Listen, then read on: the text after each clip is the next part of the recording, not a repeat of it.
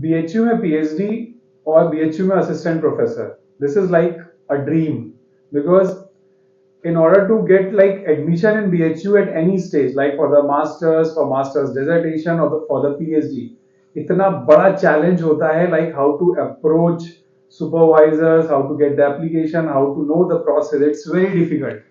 But कोई अगर ऐसा बोले कि लाइक मैं बीएचयू से ही पीएचडी किया और बीएचयू में ही असिस्टेंट प्रोफेसर की जॉब लग गई, सो कितना अच्छा लगेगा. So let's start a very interactive session from the assistant professor of BHU जिन्होंने BHU से ही PhD किया, because this is very important to know the things step by step, because आप भी अपनी जर्नी स्टार्ट कर रहे हो और किसी भी अच्छे ऑर्गेनाइजेशन में लगने के लिए you need to start from the scratch.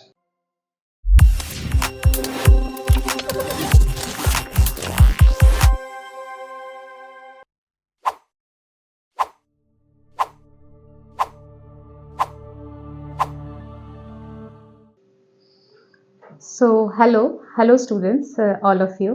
I'm Dr. Singh, assistant professor in BHU. जैसा कि आपने अभी सब सुना कि डॉक्टर मयंक जो कि अभी साइंटिस्ट पोजीशन पे हैं यहाँ पे VRDL में, उन्होंने बताया कि मेरी जर्नी शुरू हुई पीएचडी बीएचयू से ही, और फिर उसके बाद वापस से मैं देश विदेश घूम के फिर मैं वापस से BHU he I.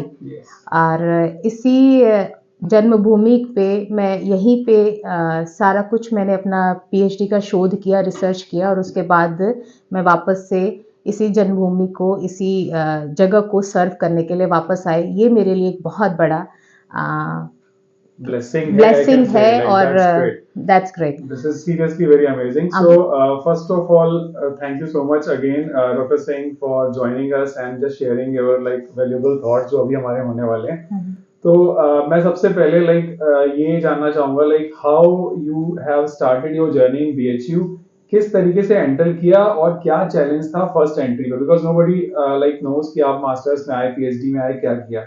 So this is very important कि how you have joined this organization. देखिए, बीएचयू महामना की जन्मभूमि में एक किसी भी स्टेप पे एंट्री लेना सबके लिए ड्रीम कम ट्रू से नहीं है ना. तो ये एक ऐसा ड्रीम है जो सब लोग पूरा करना चाहता है, और मैं भी उन्हीं में से एक थी, है ना. मेरा मास्टर्स गुजरात यूनिवर्सिटी से हुआ, वहाँ मैंने एमफॉर्म वगैरह किया. उसके बाद before completion of the masters I got an opportunity to serve as MNC in Cadila pharmaceuticals.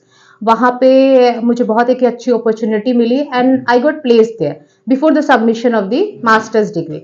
सो उसके बाद I was very happy to serve as a research associate over there, और बहुत खुश थी मैं. बट सूनर और लेटर मुझे एक अपॉर्चुनिटी मिली यहाँ बीएचयू में पीएचडी करने के लिए. एंड अगर मैं दिल से कहूँ तो मैं इस अपॉर्चुनिटी को भी ग्रैस्प करना चाहती थी, और इन द सेम टाइम मैं अपने मास्टर्स के बाद में जो जॉब थी, है ना, कैडिला की, उसको भी नहीं छोड़ना चाहती थी. तो वो कहते हैं ना कि दोनों हाथ को पकड़ के चलना है, दोनों हाथों में कुछ ना कुछ रखना है और गिरने नहीं देना है. बट आप ये सब जानते हैं कि एक बार में एक ही चीज आप सक्सेस ले सकते हैं, उसी चीज को कर सकते हैं. तो मुझे अपनी पीएचडी को कंटिन्यू करने के लिए मुझे अपनी जॉब मैंने वहाँ पे छोड़ा.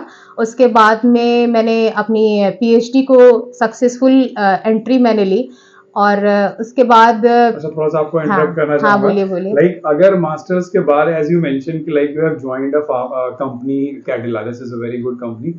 तो कुछ लोग का सबका यही डाउट होता है कि लाइक अगर मेरे को जॉब मिल गई है, सो क्या हम पीएचडी के लिए सोचें या जॉब को कंटिन्यू करें, because job itself in a good company is like कितना अच्छा प्रोस्पेक्ट होता है कि यार आगे चलते चले जाओ. बिल्कुल, आप ये सोच भी नहीं सकते कि जब मुझे जॉब मिली थी कैडिला में, मतलब मेरे पैरों तले जमीन खिसक गई थी. मैं बहुत ही खुश थी कि इतनी बड़ी कंपनी में मुझे जॉब अपॉर्चुनिटी ऑफर हुई, और मेरी अर्निंग्स बहुत अच्छी थी, सब कुछ बहुत अच्छा था. बट जो मैंने रियलाइज किया कि if you are holding a higher position, है ना, और आपके पास हायर डिग्री होती है, तो will get a better opportunity in the industry. तो it will be a setback. वो एक अच्छा होता है ऑप्शन कि you can achieve your higher degree from the better institutions and then come back to the industry.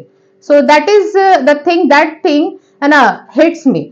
इसी वजह से मैंने अपनी पीएचडी को चुना एंड देन मैंने सोचा कि ओके बाद में मैं फिर अपने एकेडमिक्स करियर को कंटिन्यू करूंगी और what ever in the industrial area. Okay, so that means कि अगर if you are like planning for the long term prospect, so definitely some higher degree like means a lot for like your achievement or your Yes, successful of placement. course. I mean, it matters कि आप जितना ज्यादा industry को सर्व करोगे, how much the maximum duration for the maximum years. So they recognizes you. वो एक impact है. But अगर आपके पास डिग्री अच्छी हो और from the better institutions and if you are getting opportunity, you should not miss that opportunity. Correct. So that's why I have chosen to pursue my PhD from the IIT BHU. Okay, so what Okay. was the challenge आप company के बाद directly if you are enter in BHU and वो भी IIT BHU, so कैसा वो रहा और क्या चीज दिक्कत आई एंट्री में? एंट्री में तो ऐसा अगर मैं कहूँ सही मायने में तो मुझे 6 महीने लगे इस डायलेमा से निकलने के लिए कि नहीं मैंने गलत किया या मैंने सही किया, मैं अच्छा किया या बुरा किया, व्हाटएवर है ना. तो इस सिचुएशन से ओवरकम करने के लिए मुझे अप्रोक्स 6 मंथ्स लग गए और फिर उसके बाद जैसे मैं इससे ओवरकम हुई है ना. So being a female you know like you have many responsibilities. अब घर वाले Yes. पेरेंट्स समझते हैं कि नहीं अब आप स्टैब्लिश हो गए हो, now you have come back to your home town और आप एक सक्सेसफुल वुमेन की तरफ मतलब अपने रिसर्च करियर को आगे बढ़ा रहे हो. Now you have gain everything in your career. So आपको अब कहीं ना कहीं अपनी फैमिली लाइफ को भी स्टैब्लिश करने की जरूरत है. तो एक after you know family responsibilities आपने पूरी की and you don't have to. आप दोनों तरफ आप नाराजगी नहीं दे सकते है ना. आपको अपना सक्सेसफुल रिसर्च करियर भी बनाना है, अपने गाइड को भी नाराज नहीं करना है और मीनवाइल अपने लॉस को भी नहीं नाराज करना है. So you have to create a very you know like very sharp और delicate balance between both of them together. Correct. This is a very मतलब common challenge for the female candidates. Yes. So what do you will recommend कि female candidates को first they have to complete their PhD or they will go for like जैसे marriage का सबसे बड़ा issue होता है and I have seen many female students कि they cannot concentrate on their research. So what you will recommend, like first complete your PhD, first complete your studies, or like they depend. I know. That depends. You know, you are very right in asking this question, and ये question से सभी female candidates researcher गुजरती हैं. Yes. But मेरा इसमें ये कहना है, if you are enough strong determined, that word is very important, Yes. है ना. तो आप कुछ भी कर सकते हैं. कुछ भी कर सकते हैं. दैट मीन्स देखिए एक एज होती है, अगर एज निकल जाती है शादी की तो आप ये भी जानते हैं कि अच्छी अपॉर्चुनिटीज, अच्छे लड़के मिलना वो भी एक ड्रॉबैक है. ठीक है, वो भी नहीं हो सकता. दूसरी बात ये है कि आप ये भी सोचते हैं कि नहीं once I finished my whole research domain then मैं उसके बाद उस एरिया में एंटर करूंगी. बट अगर आपके पास डिटर्मिनेशन एनफ स्ट्रांग है, you can come forward to handle both the situations. Yes, you okay, have to balance all you the have to situations. balance. This is So very- that too I had did in my career. You like is a very ideal example for all the female students जो भी सुन रहे हो और still अगर किसी को doubt हो इस चैलेंज को फेस करने के लिए so please comment करें इससे कि हमको समझ में आए and we'll try to resolve this. Okay, so once you have joined your PhD, so उसके बाद क्या ऐसी चीजें दिमाग में रखनी चाहिए because we are planning for the assistant professor और some good opportunities because अभी हम एंटर करते हैं पीएचडी में तो सबसे दिमाग में यही होता है कि फ्यूचर हमारा सिक्योर हो जाए. सो अगर मैं असिस्टेंट प्रोफेसर की बात करूं so what are the challenges you have faced in PhD during PhD और क्या ऐसी चीजें रखनी चाहिए जिससे कि हमारा profile will be like outstanding compared to the other profiles once we'll apply for any application. देखिए ये जरूरी नहीं होता है कि आपको पीएचडी में एडमिशन मिल गया है then you are feeling proud कि आप on the top of the world में हो, कि आप बेटर इंस्टीट्यूशन में मिल गया, you have got an opportunity और आप सब कुछ कर ले जाओगे. ऐसा नहीं होता है. You know like once you get an admission you have to survive for और you have to strive for a fellowship, है ना, better opportunity for a JRF और एसआरएफ पोजीशन. सो मैंने भी कुछ ऐसा ही किया. Sooner or later I got an opportunity in the ICMR SRF fellowship. So आपको ट्राई करते रहना चाहिए फॉर द प्रोजेक्ट राइटिंग और आप जेआरएफ निकालो, वट एवर द केस में भी आप दोनों में से कुछ कर सकते हो. तो once you get the fellowship ना you will feel very good और यू नो लाइक फुलफिल. आप अच्छा फील सेटिस्फैक्शन फील करोगे कि अपने करियर को आगे कितने अच्छे से पैशनेट रिसर्चर बन सकोगे. तो वो चीज बहुत इंपॉर्टेंट होती है। तो before one suggestion for all of you कि आप हमेशा ये चीज अपने दिमाग में रखना कि जो भी रिसर्च डोमेन और जो भी research area you want to choose, that you have to finish up in a particular deadline, or that too deadline should be before the completion of your fellowship. So वो बहुत ज्यादा जरूरी है ना। तो आपको इस चीज को बहुत ध्यान में रखने के, let's say suppose you will get an opportunity of SRF for 3 years, तो आप एसआरएफ तो तुरंत नहीं मिलता है, once you have to serve 2 years, and but there is a special clause कि जो मास्टर्स आपके अप्लाइड साइंसेज या फिर आपके अप्लाइड कोर्सेज में होते हैं, वहां पे आपको अपॉर्चुनिटी ये रहती है कि आप 2 साल का एग्जेम्पशन मिलता है, आप वहां पे जेआरएफ वगैरह के लिए डायरेक्टली एसआरएफ के लिए जा सकते हो।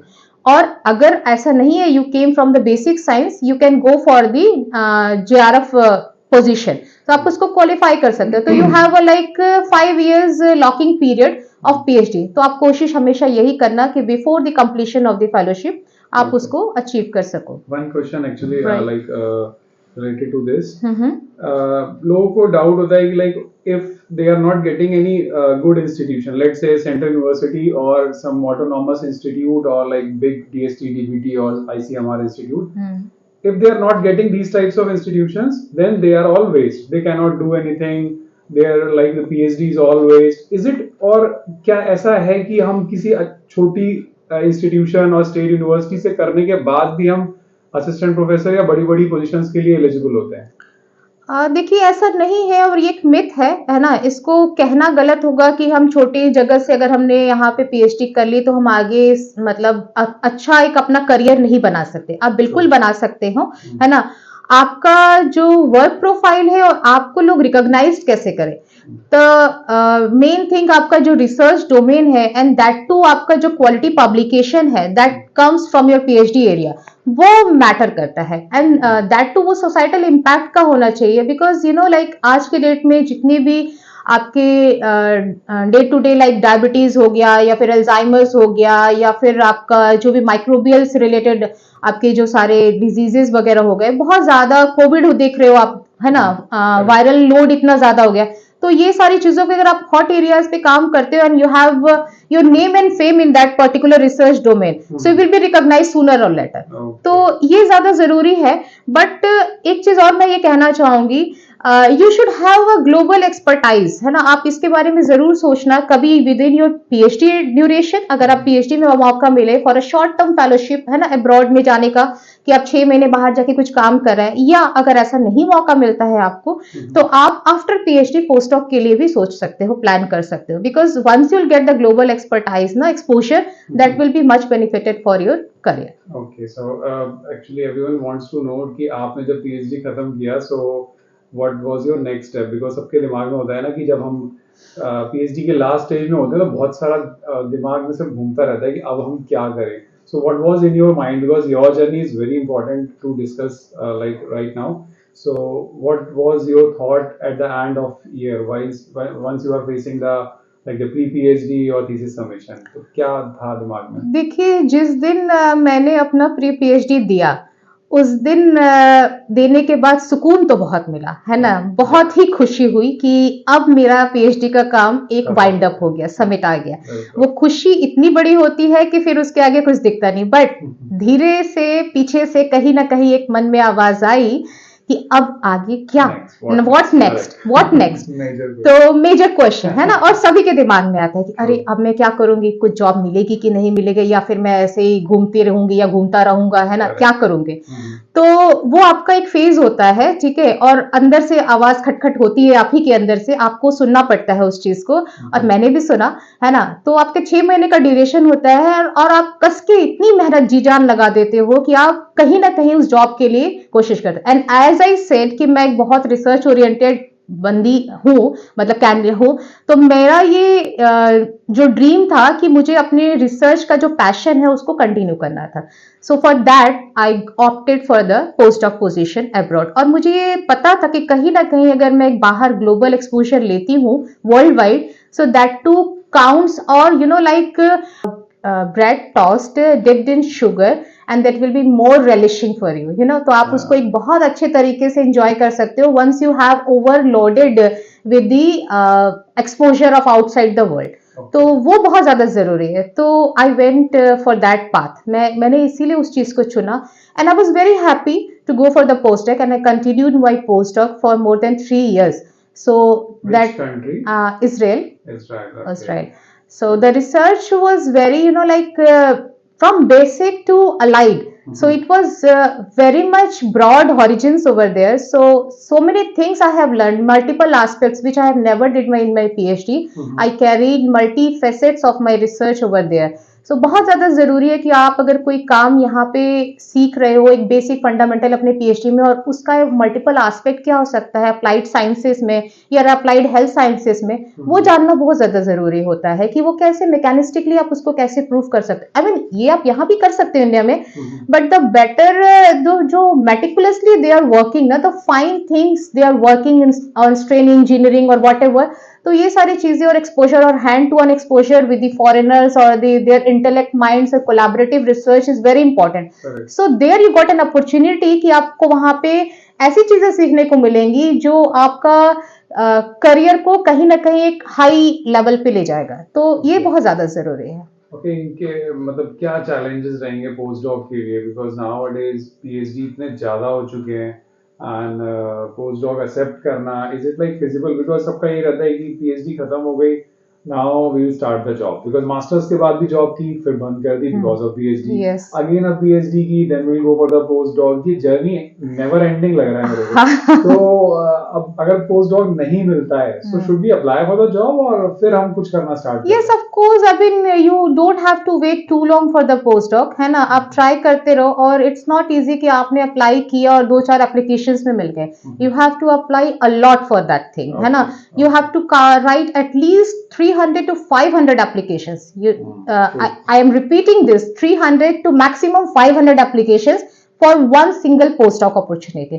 So it's not easy कि आपने सोचा कि आपने just write up कर लिया और you got an opportunity for the postdoc. It's not easy. But ये है कि इतना application करेंगे so definitely we get some good postdoc. हाँ, कह सकते हैं some good postdoc. And meanwhile, if you are not getting opportunity for a good postdoc, you can go for other options for earning also, कि आप किसी industry में जा सकते हो और किसी जगह पे प्राइवेट कॉलेज में एज असिस्टेंट प्रोफेसर वगैरह भी ज्वाइन कर सकते हो, because you don't have to sit ना, because you have to so many family responsibilities. But in case you join some like companies after PhD, so would it give a positive impact once we'll apply for the assistant professor position, or we'll go for some teaching position after PhD?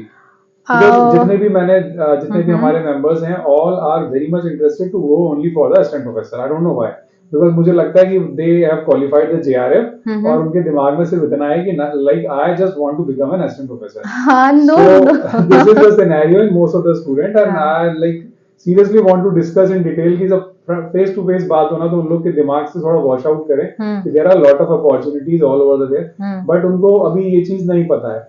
तो अगर वो किसी और job profile में चले जाते हैं तो क्या वो एड ऑन करता है असिस्टेंट प्रोफेसर के लिए?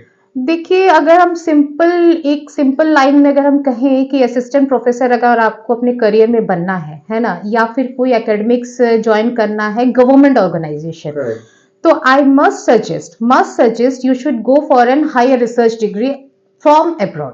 सो that is very much important.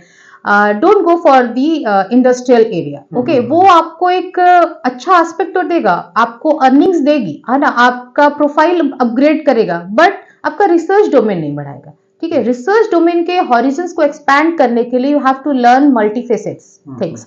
तो उसके लिए आपको असिस्टेंट प्रोफेसर अगर आपको बनना है आगे, तो आपको मैं रिकमेंड यही करूंगी कि आपको पोस्ट डॉक करना ही चाहिए.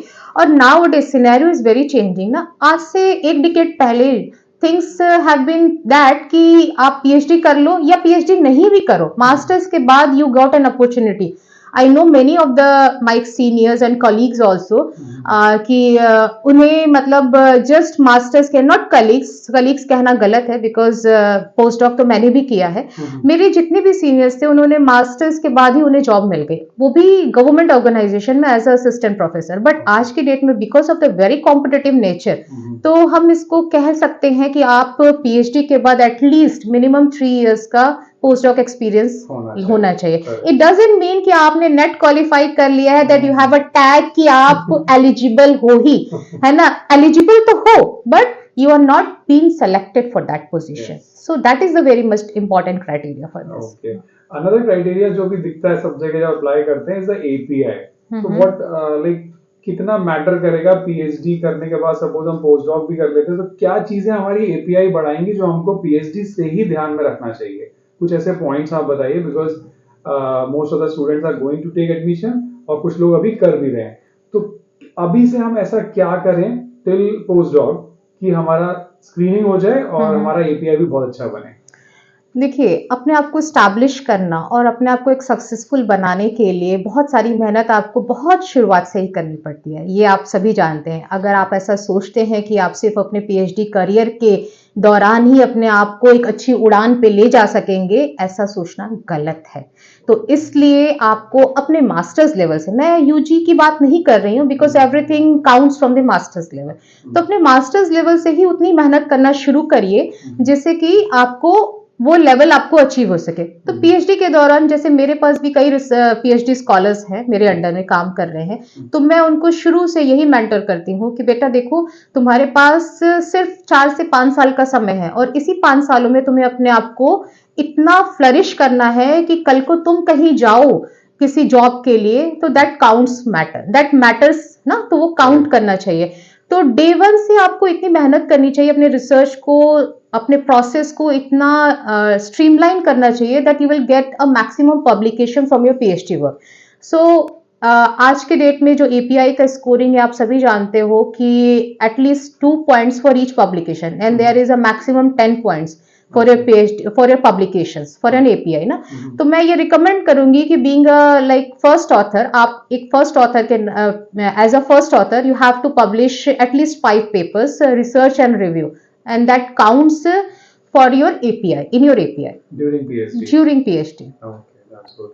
And the conferences, workshops, And the conferences, all it matters? yes, all it matters. And if you travel abroad with a particular during PhD with a travel grant or fellowship, that yes, matters a lot, Okay. है ना, from the extramural funding agencies. So that means each and every student have to apply as much as applications which are eligible for a PhD scholar. Yes, yes, of course. Because they are like just roaming around their objectives and कुछ देखते नहीं है उसके अलावा. Okay, fine. That's good. बहुत like informative रहा. अभी मेरे को ये बताइए आप like सब कुछ हो गया from masters, हम लोगों ने सब कुछ API भी बढ़ा लिया, PhD भी बहुत अच्छी जगह से कर ली, and finally we'll get selected for an assistant professor in some good organization like say Central University. अब क्या चैलेंजेस रहते हैं उसके बाद? तो ये सारा हेडेक खत्म हो जाता होगा ना, लाइक अब चेयर पे बैठने के बाद जैसे आप हो. तो ऐसा सामने वाले को लगता है, ऐसा बिल्कुल भी नहीं होता है. आप सामने की तरफ से अगर आप देखेंगे तो ऐसा लगेगा कि now I am in a very happy state of mind. It's not that much easy as you are thinking of, right? So the well saying is that कि यहाँ आने के बाद में you have to prove yourself, है ना. A successful, अगर आपको अपना establishment, अपनी lab establish करनी है and in the area where you are working, है ना, लोग आपको उस जगह को, आपके नाम को recognize करे किसी एक particular field में, सो उसके लिए आपको डे वन से मेहनत करनी पड़ती है. ठीक है, आप आए, you got the table and chair and everything and almirah and everything, you will be very happy for the only 1 year, right?